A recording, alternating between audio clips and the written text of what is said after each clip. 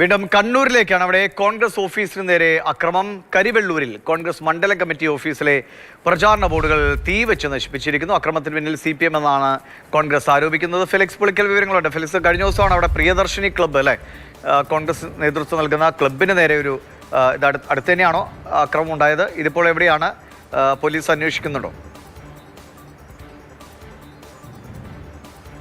ദിവിഷ, ഇതിപ്പോൾ പയ്യന്നൂരിനടുത്ത് കരിവെള്ളൂരിലാണ് കോൺഗ്രസിൻ്റെ മണ്ഡലം കമ്മിറ്റി ഓഫീസിന് നേരെ അക്രമമുണ്ടായത്. ഇന്നലെ രാത്രി ഓഫീസിൻ്റെ വാതിലിൻ്റെ പൂട്ട് പൊളിച്ച് അകത്ത് കിടന്ന അക്രമികൾ ഇതിനുള്ളിൽ നേതാക്കളുടെ ചിത്രങ്ങളൊക്കെ എടുത്ത് നിലത്തിട്ടു. തുടർന്നാണ് അവിടെ ഒരു ഫ്ലക്സ് ബോർഡ് ഉണ്ടായിരുന്നു, പ്രചരണത്തിന് ഉപയോഗിച്ച ഫ്ലക്സ് ബോർഡാണ്, അത് തീവെച്ച് നശിപ്പിക്കുകയും ചെയ്തു. സംഭവത്തിന് മുന്നിൽ CPM എന്നാണ് കോൺഗ്രസ് പ്രധാനമായും ആരോപിക്കുന്നത്. ഇന്നലെ രാത്രി വരെയും ആ പ്രദേശത്ത് പോലീസിൻ്റെ വിന്യാസം ഉണ്ടാവുകയും ചെയ്തു.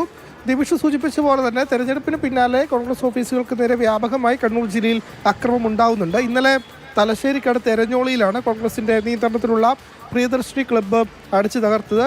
ഗാന്ധിജിയുടെ ചിത്രം അടക്കം എടുത്ത് പുറത്തേക്ക് ഇടുന്ന സാഹചര്യവുമുണ്ടായി. ഏതായാലും കർശനമായ നടപടികൾ ഉണ്ടാകണമെന്ന് കോൺഗ്രസ് ആരോപിക്കുന്നു. മാത്രമല്ല, അക്രമികൾക്കെതിരെ എത്രയും വേഗം കേസ് എടുക്കണമെന്നാണ് കോൺഗ്രസ് ആവശ്യപ്പെടുന്നത്.